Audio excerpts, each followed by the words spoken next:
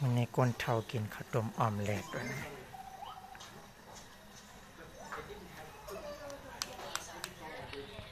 ต้องเกียน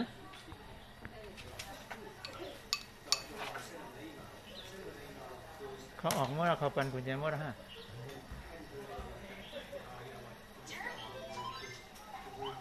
น้องหวาน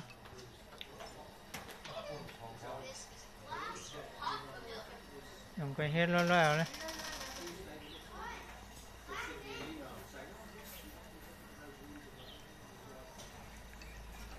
คนเท่ากินข้าวต้มออมเล็ตวะนะ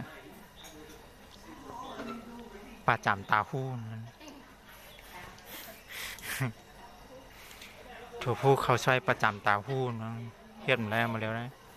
เท่านะเฮ้ยอย่าให้นะลูกอย่าเล่น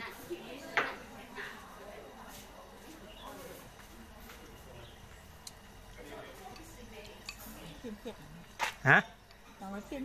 เขาใช้มาเป็นนำไปได้มันในแขกเขานำเองชกชักจะอะไรลือฮือมาแล้วนะคนเท่าเขาจะอะไรกินข้าวมาแล้วนะเขาก็น้ำต่อถึงวันที่1วันที่2วันละวันในวันที่29นะ30นี่คืออีข้าวนั่นแหละนี่คือมักได้ไงก่อนต่อถึงวันที่2 3 4ก็วันเขา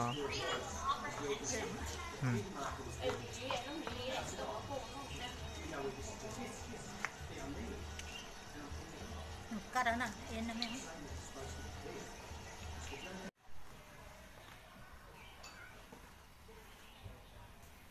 อันนี้ออกกว่าเอากำเพาหลดนะ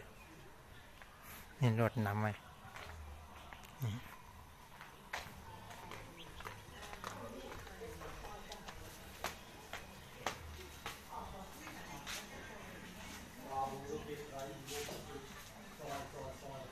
มองก็ตึกเตรียมตัวออกฮัลโหลไว้มากินข้าวหนักกันในลุมลำผู้เดินเป็นขายบุฟเฟ่ไหมก็ให้บุฟเฟ่ของห้องอะไรอาหารมดซับ